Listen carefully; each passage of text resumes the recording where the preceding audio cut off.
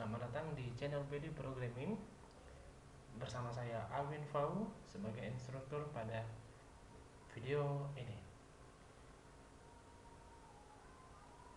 Pada saat ini kita akan belajar mengenai sebuah framework PHP yang paling populer dan paling banyak digunakan saat ini. Framework apakah itu yang saya maksud? Yaitu framework coordinator. Oke, mari kita lihat sekilas tentang framework coordinator.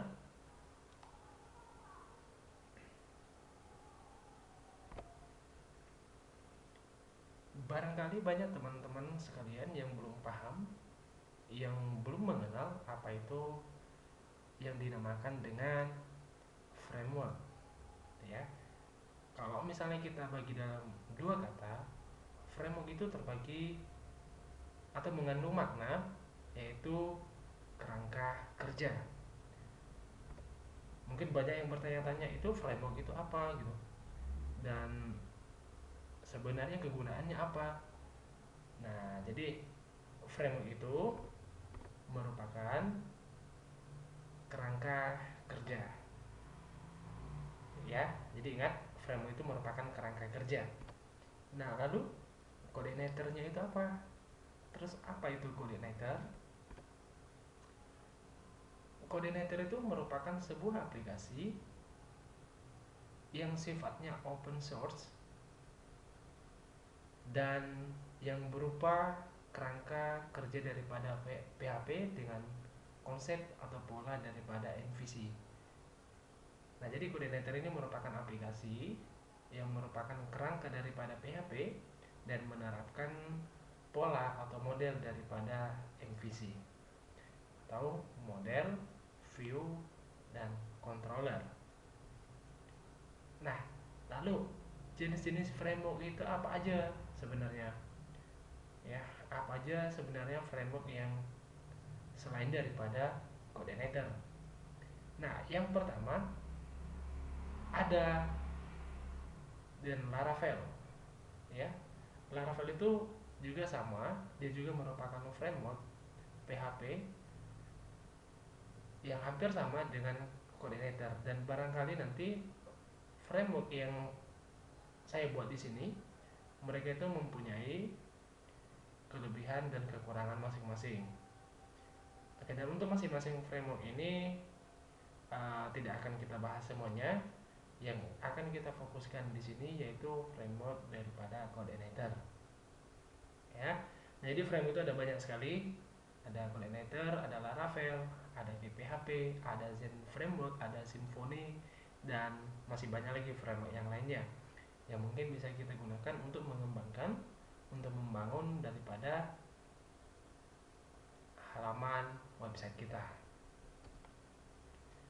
Lalu, kenapa kita harus menggunakan coordinator? Sebenarnya apa yang membedakan framework coordinator ini dengan framework yang lainnya? Mari kita lihat alasannya. Nah, yang pertama, salah satu alasan mengapa kita pilih framework coordinator, yang pertama itu karena ukurannya atau ukuran file yang dimiliki oleh si coordinator itu sangat kecil atau relatif kecil.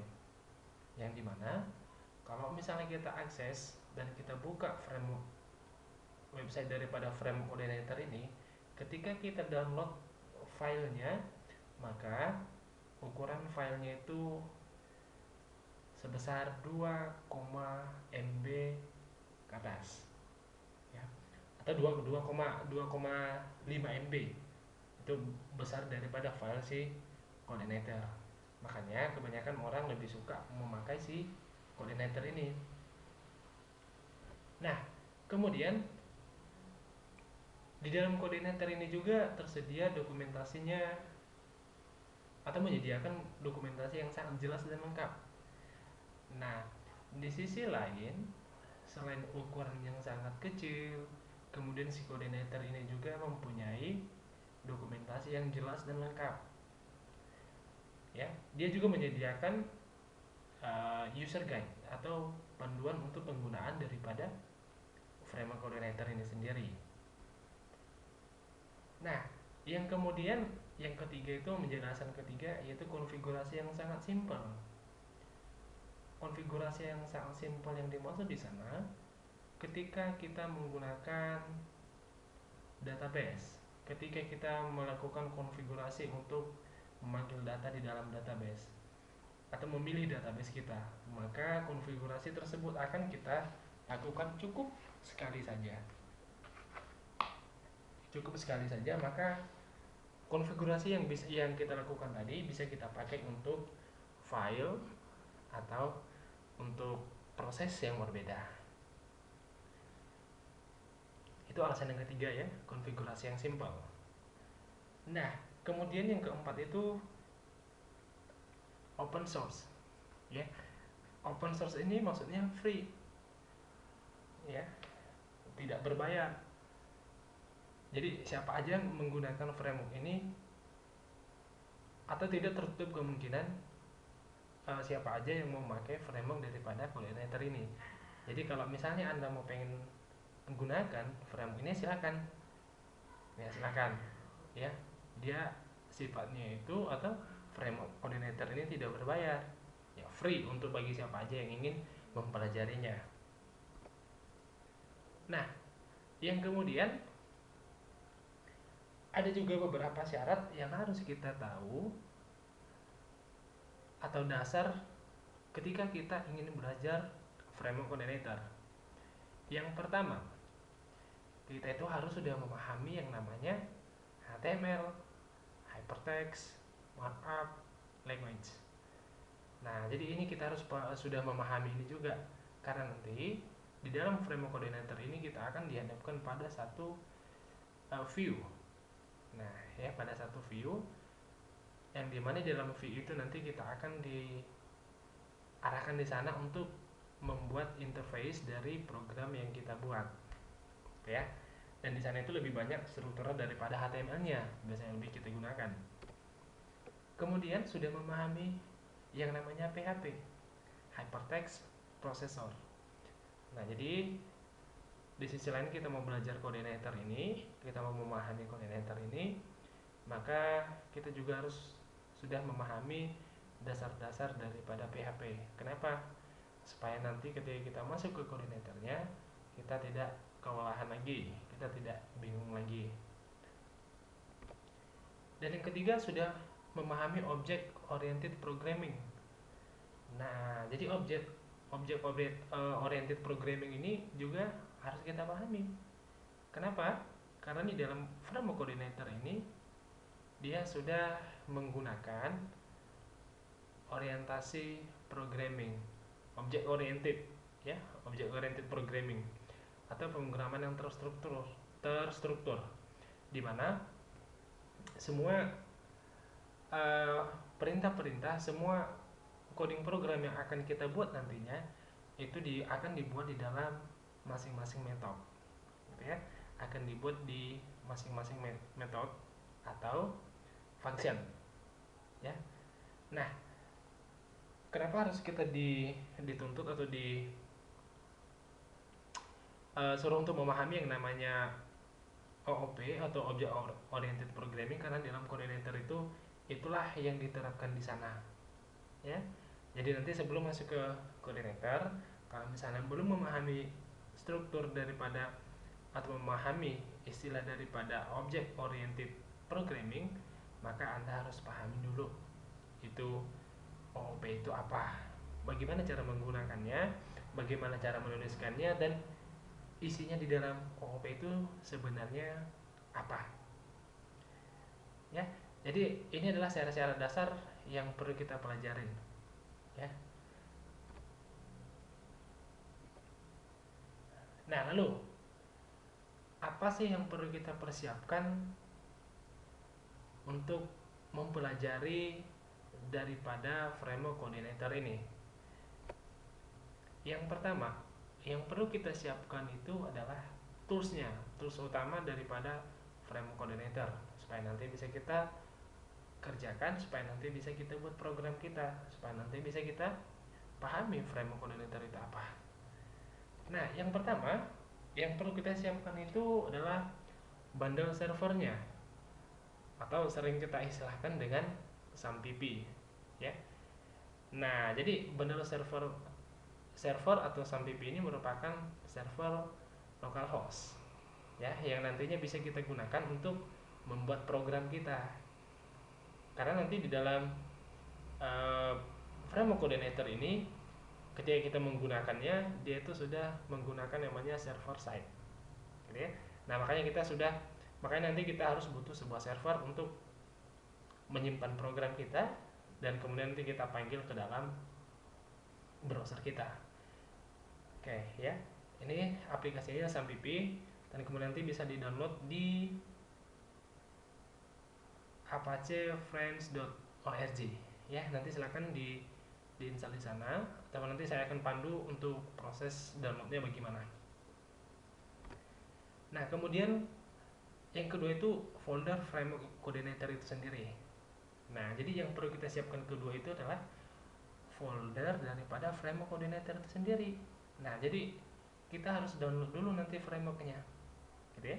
Nanti kita masuk ke halaman website resminya, baru kita buka, kita akses, dan kita download framework coordinator itu sendiri ya. Nanti website resminya itu ada di coordinator.com. Nanti silahkan dilihat, atau nanti saya pandu aja nanti bagaimana cara download dan membuka websitenya dan download filenya. Nah, yang ketiga yaitu text editor atau Sublime Text. Nah, text editor ini saya rasa alat yang kita gunakan untuk menuliskan, untuk membuat, dan untuk menyusun daripada coding program kita supaya nanti bisa membuat satu aplikasi. Ya, Sublime Text nanti bisa di-download di websitenya, yaitu sublimetext.com. Dan yang ketiga yaitu browser. Nah, browser di sini bisa berbagai versi kita gunakan, bisa Mozilla, bisa Internet Explorer atau Google Chrome. Dan di sini saya gunakan browsernya yaitu Google Chrome. Ya. Nah, nanti untuk downloadnya silahkan diakses aja di www.google.com/chrome kemudian slash. Nah, jadi ini adalah persiapan dasar yang perlu kita siapkan ketika kita mempelajari, ketika kita ingin mengetahui ruang lingkup daripada framework coordinator. Nah, di dalam coordinator itu dia sudah ada, atau dia menerapkan konsep atau pola daripada MVC.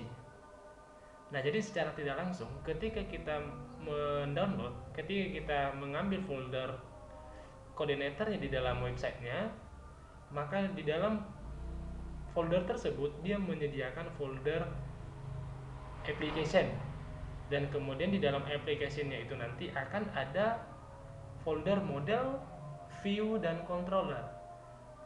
Dan kemudian MVC itu sebenarnya apa? MVC itu sebenarnya apa? Nah, mari kita lihat di sini, kita lihat. Nah, MVC itu merupakan pola atau konsep dari pembuatan suatu perangkat lunak yang berorientasi objek. Gitu ya.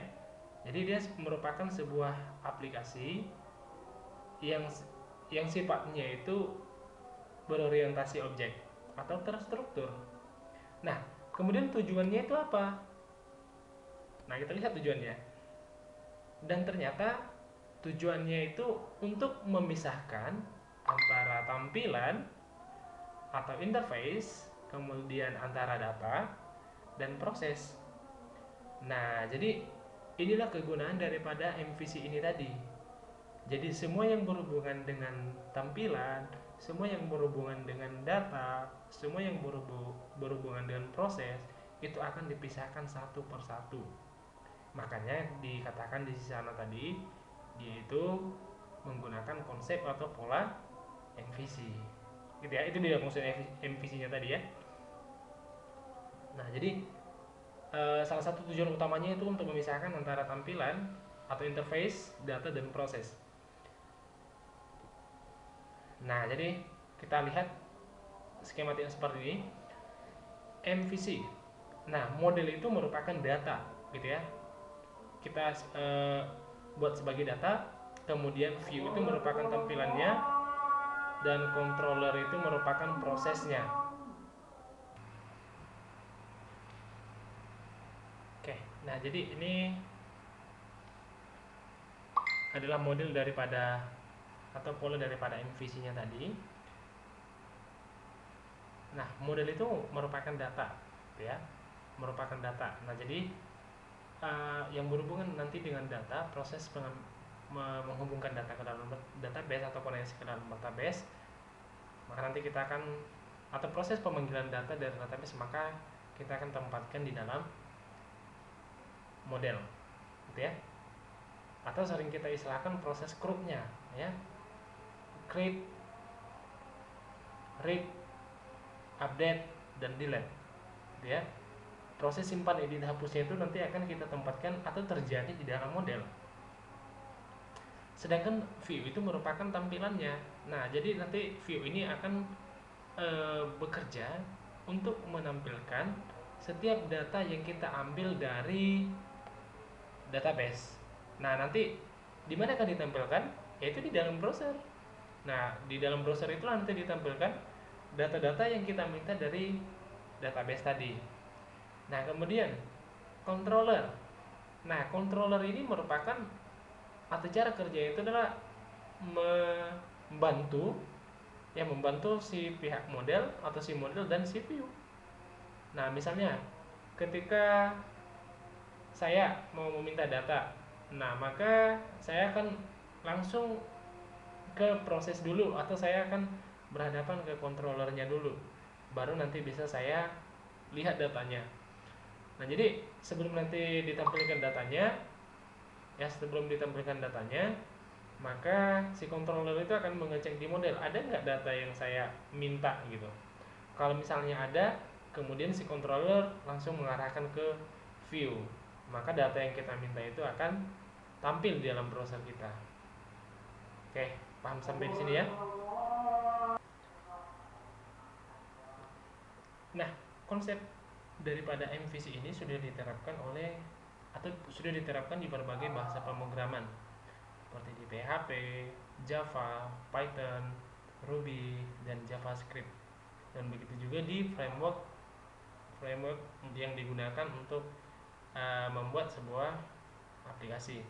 Itu misalnya framework Coordinator, framework Laravel, framework UI, framework dan lain sebagainya. Dan masih banyak lagi framework lain yang sudah menerapkan konsep daripada MVC ini.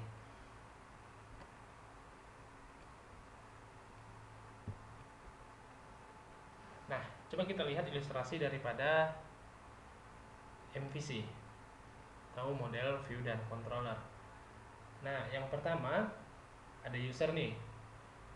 Ada user, ada controllernya, ada modelnya, ada view-nya, dan ada database-nya. Nah, misalnya user itu adalah saya. Ketika saya meminta data, ketika saya ingin mengambil data, maka saya atau pengguna itu tidak boleh langsung berhubungan dengan database. Paham ya?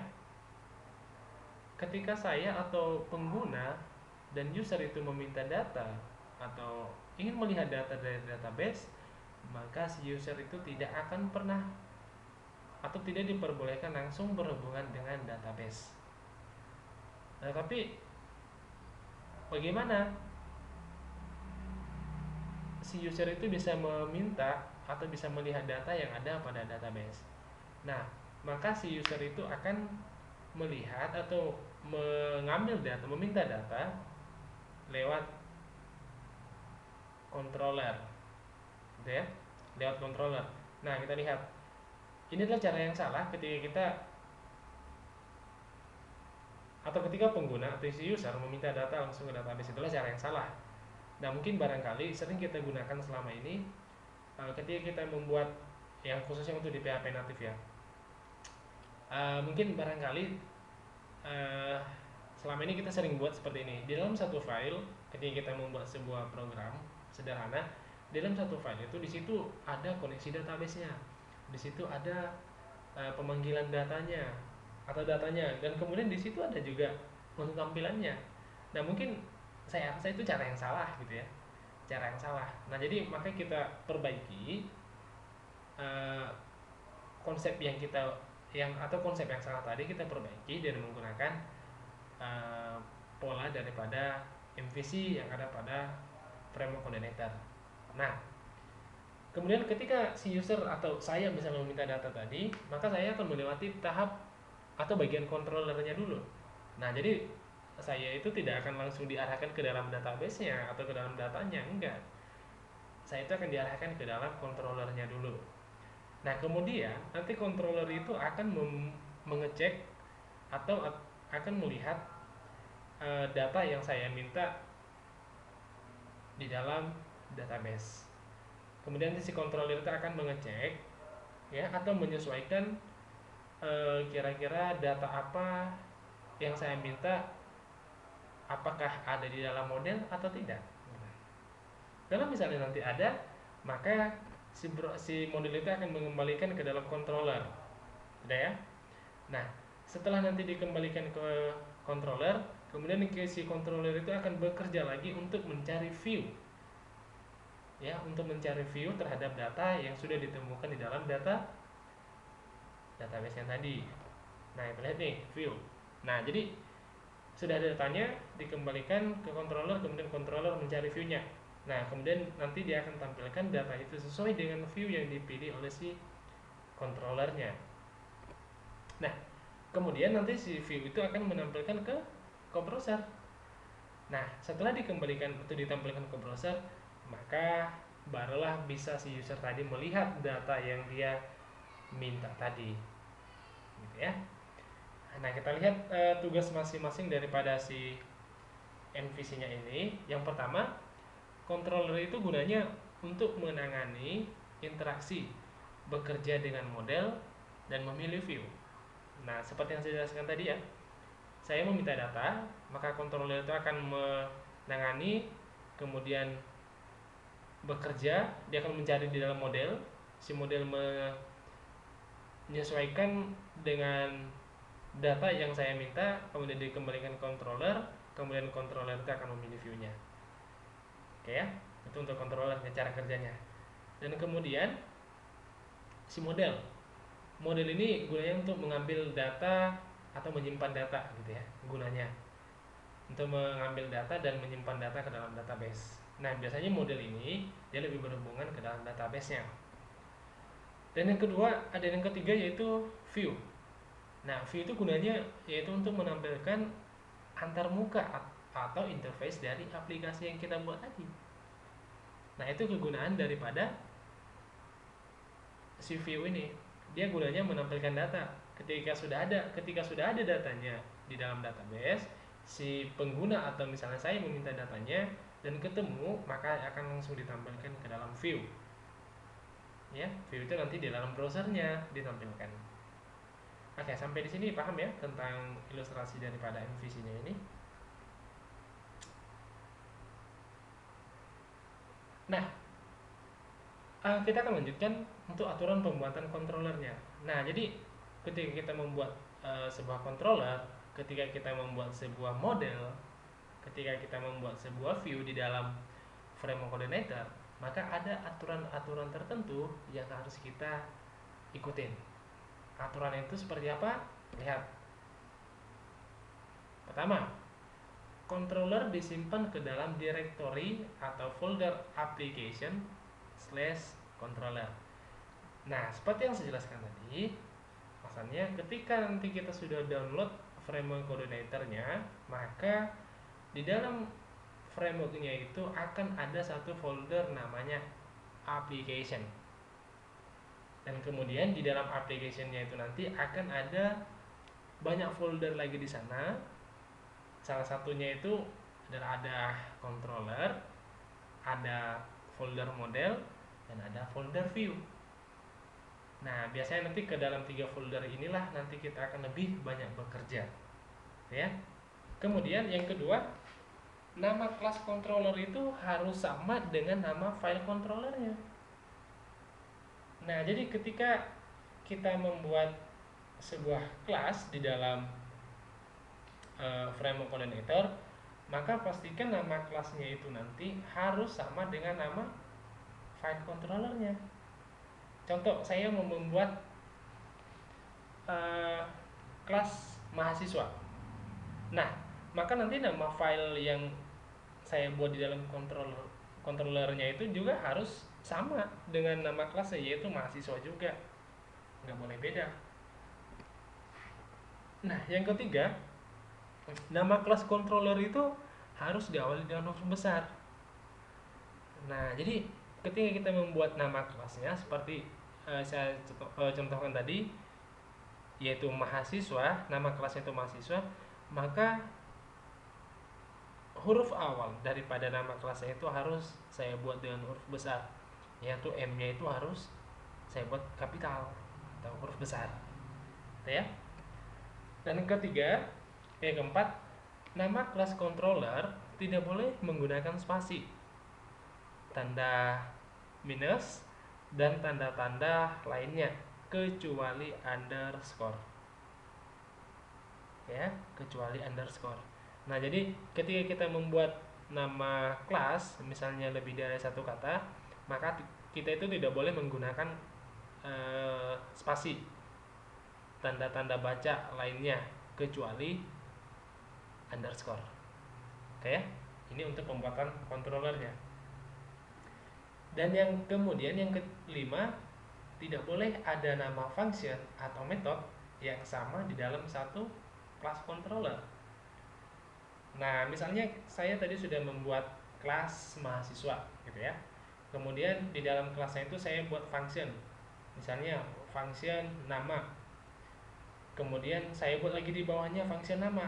Nah, berarti ini saya mempunyai dua function yang saya buat di dalam kelas mahasiswanya tadi. Nah, maka function yang saya buat atau metode yang saya buat di dalam kelas mahasiswanya tadi itu tidak akan diperbolehkan atau tidak diperbolehkan. Kenapa? Ketika nanti ada nama function atau metode yang sama, maka si kelas atau si coordinator itu dia akan menganggap function itu cuma atau metode itu cuma satu gitu. Ya, jadi makanya tidak diperbolehkan ada nama function atau metode yang sama di dalam satu kelas controllernya. Oke, ini adalah aturan-aturan daripada pembuatan controller. Oke, kita next. Kemudian aturan pembuatan model. Nah, aturan pembuatan model ini sebenarnya hampir sama dengan aturan-aturan yang ada pada controller juga. Oke ya. Yang pertama, model disimpan ke dalam directory atau folder application atau model. Gitu ya. Nah, jadi ketika kita membuat sebuah model, file di dalam model, maka kita harus tempatkan di dalam folder application, kemudian di dalam folder model gitu. Nah, yang kedua, nama model itu harus sama dengan file modelnya. Nah, sama ya, seperti yang kita atau saya jelaskan tadi, saya buat nama kelas, maka nama kelasnya itu harus sama dengan nama file daripada controllernya. Begitu juga yang ini, saya mau membuat satu model, maka nama modelnya itu harus sama dengan nama file modelnya. Misalnya modelnya mahasiswa, atau misalnya modelnya itu dosen. Nah, maka nama filenya itu ketika saya simpan ya harus saya buat dengan dosen gitu, nggak boleh beda. Nah, sama ya, ini yang ketiga juga sama, nama kelas modelnya itu harus sama dengan atau harus dimulai dengan huruf besar, tidak boleh beda. Dan yang ketiga, penggunaan tanda baca juga tidak diperbolehkan ketika kita membuat nama model. Yang diperbolehkan itu adalah underscore. Dan yang kelima, ini juga sama, tidak boleh ada nama function atau metode yang sama dalam satu kelas model.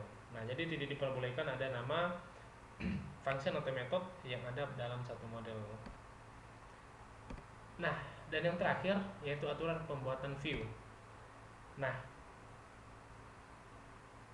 view itu kita simpan ke dalam directory atau folder application, kemudian di dalam folder view. Nah, jadi nanti ketika kita membuat sebuah interface, misalnya saya mau membuat tampilan untuk menampilkan data mahasiswa. Nah, kemudian di manakah saya letakkan untuk membuat tampilannya itu? Maka saya letakkan di dalam folder application, kemudian di dalam folder view. Disitulah saya tempatkan semua. Oke ya. Nah, kemudian untuk memanggil dan menjalankan view-nya itu, maka langkah yang harus kita lakukan yaitu kita harus load terlebih dahulu ke dalam controllernya. Nah, kenapa kita harus load? Supaya nanti data yang kita ambil dari model bisa kita tampilkan ke dalam browser kita lewat view. Oke ya. Nah, jadi begitu aja saya rasa aturan-aturan yang perlu diperhatikan ketika kita menggunakan framework coordinator atau ketika kita membuat controller, view, dan model.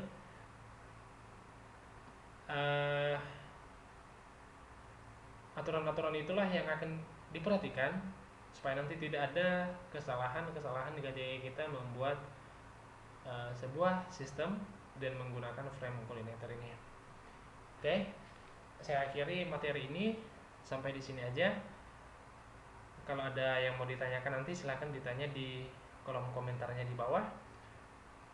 Saya usahakan nanti setiap pertanyaan yang kalian jawab, setiap pertanyaan yang ditulis di komentarnya, saya akan coba usahakan untuk menjawabnya semampu saya.